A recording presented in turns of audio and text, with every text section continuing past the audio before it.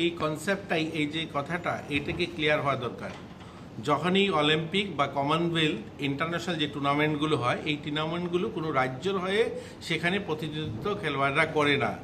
খেলোয়াড়রা সেখানে ভারতীয় দলের হয়ে যায়, সেটা কমনওয়েলথে হোক, আর সেটা অলিম্পিকে হোক, আর সেটা এশিয়ান গেমস হোক, সেটা ভারতের হয়ে প্রতিনিধিত্ব করে। দীপা কর্মকার ভারতের খেলোয়াড় হিসাবে সেখানে প্রতিনিধিত্ব করেছে। এটা ফেডারেল স্ট্রাকচার দেশ, আমাদের অনেকগুলো ছোট ছোট রাজ্য মিলে ভারত, এই ভারতের হয়ে তারা প্রতিনিধিত্ব করেছে। আজ দীপা কর্মকার হোক আর আমাদের অস্মিতা হোক, তারা ভারতের হয়ে প্রতিনিধিত্ব করেছে।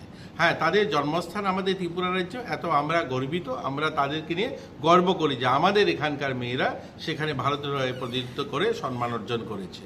এখন যে বিষয়টা আপনি বোঝাতে চাইছেন যে আমাকে দীপা কর্মকারকে ওনারা চাকরি দিয়েছেন, হ্যাঁ, দীপা এইবারটা ওই সময় তিনি খেলেছেন। দীপা কর্মকার ওই সময় অ্যাওয়ার্ড জিতেছেন। দীপা কর্মকার ওই সময় আমরা দেখেছি বিভিন্ন টুর্নামেন্টে তিনি জয়ী হয়েছেন, তার জন্য তারা পিআই চাকরি দিয়েছেন।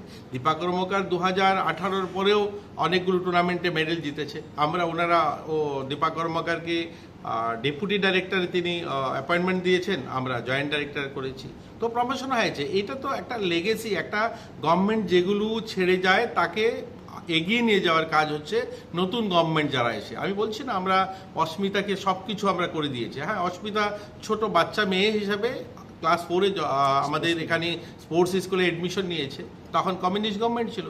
কিন্তু ক্রমশ এসে বিভিন্ন টুর্নামেন্টে যখন জয়ী হতে শুরু করে, এগুলো 2018-তে এসে, যেহেতু এখন তার খেলার বয়স, এখন সে বিভিন্ন টুর্নামেন্টে বাইরে এসে অংশগ্রহণ করছে। আর দ্বিতীয়ত হলো সে বাইরে কেন, বাইরে এরকম নয়, দীপা কর্মকারও বাইরে প্রশিক্ষণ নিয়েছে। প্রশিক্ষণের জন্য, ভালো কোচিংয়ের জন্য এক্সেলেন্স সেন্টারে যেতেই হবে। আমাদের যে বাজারঘাটে যেখানে স্পোর্টস স্কুল, এটা আমরা করেছি বলিনি, এটা তখনকার যিনি মুখ্যমন্ত্রীর নামে, দশরথ দেবের নামে সেই স্পোর্টস কমপ্লেক্স কমিউনিস্টের আমলে শুরু হয়েছে। কিন্তু সেখানে আমাদের খেলো ইন্ডিয়া, যে প্রধানমন্ত্রীজি যে নতুন খেলো ইন্ডিয়া স্কিম শুরু করেছেন, সেই স্কিমে সেখানে খেলো ইন্ডিয়া সেন্টার রয়েছে, এক্সেলেন্স সেন্টার রয়েছে। সেখানে যখন আমরা ভালো প্রতিভান ছেলে মেয়ে যারা রয়েছে তাদেরকে আরও ভালো সেন্টারে পাঠানোর জন্য, সাই সেন্টার যেমন ভোপালে রয়েছে, সেখানে আমরা পাঠিয়ে থাকি। সেরকমই আমরা অস্মিতাকে সেখানে পাঠিয়েছি যে আরও উন্নত প্রশিক্ষণের জন্য। কিন্তু পরবর্তী সময় যেহেতু অনেকগুলো রাজ্য, যেমন হরিয়ানা বা আমাদের উত্তরপ্রদেশ, এইরকম অনেকগুলো রাজ্যে সেখানে কিছু পলিসি রয়েছে যে বিভিন্ন মেডেলিস্ট যারা, তাদেরকে তারা চাকরি দিতে পারে, তাদের চাকরি কোটা রয়েছে। কেন কমিউনিস্ট গভর্নমেন্ট তো কোটা করেনি। সেই দীপার কেসটা তো দেখুন, এইরকম বিভ্রান্ত করার জন্য আমি বলছি না। দীপাকে একটা ইন্ডিভিজুয়ালি, একটা ব্যক্তিকে কেউ একটা চাকরি দিল, এর মানে এটা পলিসি তো নয় না। দীপাকে স্পেশাল ক্যাটাগরিতে একটা চাকরি দিয়ে দিয়েছে, সবাইকে তো দেওয়া যাবে না স্পেশাল ক্যাটাগরিতে। তো তারা যেহেতু কোনো ক্যাটাগরি তারা কোটা বানায়নি, কিন্তু সেটা আমরা আজ করছি। আজ যখন আমরা পিআই নিচ্ছি, আমরা তো এইভাবেই অ্যাডভার্টাইজমেন্ট করিয়েছি, আগে তো এগুলো ছিল না, যে আমরা বলেছি যারা মেডেলিস্ট, যারা আমাদের রাজ্য থেকে ইন্টারন্যাশনাল লেভেলে বা ন্যাশনাল লেভেলে যারা মেডেল পেয়েছে, গোল্ড মেডেল, সিলভার, তারা সকলেই পার্টিসিপেন্ট সেখানে করবে। এবং এটাও আমাদের পরিকল্পনা রয়েছে যে আমরাও চাকরির ক্ষেত্রে যেন কোটা নিয়ে আসতে পারি, তাদের জন্য রিজার্ভেশন সিট রিজার্ভ করতে পারি, সেটাও আমাদের পরিকল্পনা রয়েছে। এগুলো তারা করে যায়নি না। তো যেহেতু ওই সমস্ত রাজ্যে ফাইন্যান্সিয়ালি সাপোর্ট করার মতো তাদের পলিসি রয়েছে, এরকম নয় যে অস্মিতা সেখানে ডিউটি করছে পুলিশের, সেখানে অনারিয়াম তারা দিচ্ছে তাকে আরও উন্নত প্রশিক্ষণের জন্য। তো আমাদের রাজ্য থেকে এমনও তো নয় যে আর বাইরে যায়নি কেউ, এই কথাটা আমি বিতর্কে যেতে চেয়েছিলাম না। একটা আনন্দের সংবাদ এটা আমাদের জন্য, আমরা খুশির সংবাদ, আমাদের রাজ্যের মেয়ে গোল্ড জিতেছে।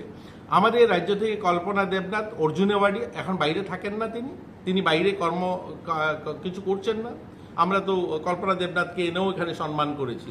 মন্টু দেবনাথ শাহী সেন্টারে কলকাতাতে তিনি চাকরি করতেন না, জব করতেন না, তিনিও তো ত্রিপুরাতে অর্জুন অ্যাওয়ার্ডি ছিলেন। আমাদের মানে অলিম্পিকে পার্টিসিপেন্ট তো তিনি আজ থেকে 50 বছর আগে পার্টিসিপেন্ট করেছেন, তো তিনিও তো বাইরে কাজ করেছেন, তিনিও তো কলকাতা শাহীতে কাজ করে এসছেন। আজকে সোম দেববর্মন বাইরে করছে না, আজকে সোম দেববর্মনও তো বাইরে কাজ করছে। আজকে প্রতিষ্ঠা সামন্ত আমাদের রাজ্যের মেয়ে ভারত রেলেতে মানে সেখানে অনারিয়াম নিয়ে প্রশিক্ষণ নিচ্ছে না। তো এগুলো নিয়ে একটা কি বলবো, এগুলো হচ্ছে একটা দেউলিয়াপন, কোনো কিছু নেই পলিটিক্স করার মতো। কারণ এই সরকার আসার পরে আমরা ক্রীড়াতে এতগুলো কাজ করেছি, সেগুলো আজকের হয়তো এই আপনারা আমাকে জিজ্ঞাসা করছেন বলে শেষ হবে না। আমরা এসে মুখ্যমন্ত্রী ট্যালেন্ট সার্চ স্কিম শুরু করেছি, যে প্রতিভাবান ছেলে মেয়েদেরকে ফাইন্যান্সিয়ালি সাপোর্ট করা যায় তার জন্য স্কিম এসছে। আজকে আমরা তাদেরকে 5 লক্ষ টাকা পর্যন্ত সাহায্য করে থাকি। Gold medal, silver, bronze medal যারা জিতছে প্রতি বছর তাদেরকে আমরা ফাইন্যান্সিয়ালি সাপোর্ট করছি। আজকে তাদের জন্য ইন্স্যুরেন্সের ব্যবস্থা করেছি। আজকে পরিকাঠামো যেগুলো তৈরি হচ্ছে, অসংখ্য অগণিত পরিকাঠামো এই রাজ্যে স্পোর্টস তৈরি হয়েছে, এবং প্রত্যেকটা পরিকাঠামোকে আমরা তাদের নামে, খেলোয়াড়দেরকে নামে আমরা উৎসর্গিত করছি, সেগুলো তাদেরকে সম্মান জানানোর জন্য। এর আগে তো অনেক সরকার ছিল। প্রতুল ভট্টাচার্য, এখানে যারা মিডিয়াতে আমার এই সংবাদ আপনারা সংগ্রহ করছেন, আপনাদের সবার, আমি সহ ইনক্লুডিং, আমাদের জন্মের আগে প্রতুল ভট্টাচার্য এই উমাকান্তর ফুটবল মাঠে তিনি মারা গিয়েছেন ফুটবল ধরতে গিয়ে, গোলকিপার। আমরা এসে যখন আমরা বাজারঘাটে মাঠ হয়েছে, সেই প্রতুল ভট্টাচার্যের নামে মাঠ উৎসর্গিত করেছি। কেন এই 50 বছর কেন লাগলো এই প্রতুল ভট্টাচার্যকে সম্মান করতে? কেন সেখানে করেননি তো আপনারা? আমরা এসে সেই মাঠ করেছি প্রতুল ভট্টাচার্যের নামে। স্বদেশপ্রিয় নন্দী আমাদের রাজ্যের থেকে হকি কোচ ছিলেন, ভালো কোচ ছিলেন, সুনামধন্য, ভারতীয় দলে কোচের কাজ করেছেন, কিন্তু কই, ওনাকে তো সম্মান জানাননি। আমরা এসে ওনার নামে মাঠ করে দিয়েছি, স্বদেশপ্রিয় নন্দী মাঠ করেছি। দেবভক্তি জমাতিয়া অ্যাথলেটিক প্লেয়ার ছিলেন, ভালো সুনামধন্য প্লেয়ার ছিলেন, কোথায় ওনার নামে তো কিছু করেনি। আমরা এসে অ্যাথলেটিক ট্র্যাক করে দিয়েছি। আজকে আমরা মধুসূদন সাহা কোচ ছিলেন, আমরা ওনার নামে যুব আবাস করে দিয়েছি। এরকম অসংখ্য অগণিত বললে শেষ হবে না যে এই সরকার আসার পর আমরা খেলোয়াড়দের জন্য করছি। আর অস্মিতাও নিশ্চয়ই ভারতে এসে গেছেন, আমাদের রাজ্যে এসলে আমরা তাকে সম্মান জানানো, যা যা করণীয় সেটা আমরা করব। আর এরকম নয়, আপনাদের বলতে আমার খুশি হচ্ছে যে অস্মিতা আজকে হয়তো এই জায়গায় পৌঁছেছে। এই জায়গায় পৌঁছানোর আগেও আমরা অনেকবার তার প্রতিভা, তার যে ট্যালেন্ট, তাকে সম্মান জানিয়ে অনেকবার আমরা, আমাদের মাননীয় মুখ্যমন্ত্রী যখন স্পোর্টস কাউন্সিলের সেক্রেটারি ছিলেন তখনও তিনি সম্মান জানিয়েছেন। 2025-এর আমার পেজে দেখবেন, 2025-ও আমরা যে ইন্টারন্যাশনাল স্পোর্টস ডে যেটা মানিয়ে থাকি, সেখানে এই বাধারঘাটে 2025-এ আপনারা দেখেছেন, মিডিয়া ফুটেজ পেয়ে যাবেন, সেখানেও আমরা ডেকে ওকে সম্মান জানিয়েছি। তো এরকম নয় যে আমরা ত্রিপুরার যে ভুলে গিয়েছি। যেহেতু একটা মানুষের, একটা সরকার একটা জায়গার থেকে তাকে ফাইন্যান্সিয়ালি সাপোর্ট করছে, সাহায্য করছে, আমরা ধন্যবাদ জানাবো। আর এরকম না ক্যারল করেনি, অস্মিতাকে ক্যারল নিয়ে তখনকার সময় কংগ্রেস বা সিপিএম এ গভর্নমেন্ট করেনি, সেটাও বিজেপি গভর্নমেন্টের, সেখানেও যোগী আদিত্যনাথজি বিজেপি গভর্নমেন্টেই তাকে সাহায্য করছে, ফাইন্যান্সিয়াল সাপোর্ট করছে। তো যাই হোক, তো আমরা খুশি যে এরকম অস্মিতা যে মেডেল জিতেছে। আমরা আশাবাদী আগামী দিনে আমাদের রাজ্য থেকে আরও ছেলে মেয়েরা এই জায়গায় পৌঁছাবে।